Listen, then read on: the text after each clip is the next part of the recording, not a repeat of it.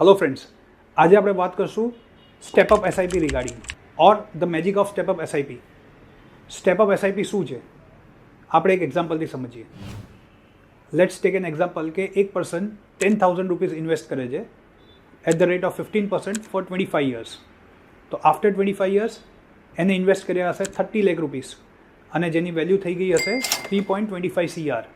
But what if I સે કે એને ખાલી 10% એસઆઈપી એવરી યર ઇન્ક્રીઝ કરી હોત, એટલે કે પહેલા વર્ષે જે 10,000ની એસઆઈપી કરતો હતો એની જગ્યાએ 11,000ની એસઆઈપી નેક્સ્ટ યરથી કરી હોત, એના નેક્સ્ટ યર ફરીથી 10% ઇન્ક્રીઝ કરી હોત, તો ખાલી 10%ના સ્ટેપઅપ એસઆઈપીના ઇન્ક્રીઝ થવાથી 3.25 CRની જગ્યાએ એને આફ્ટર 25 યર્સ 6.5 કરોડ રૂપિયા મળી શક્યા હોત.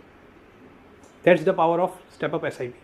દરેક વ્યક્તિએ જે એસઆઈપી તો જે એમની ચાલુ છે એ ચાલુ જ હોય છે, પણ step-up SIP at least 10 to 15% every year કરવી જોઈએ. ફોર મોર સચ kind of information, contact V1 Investment.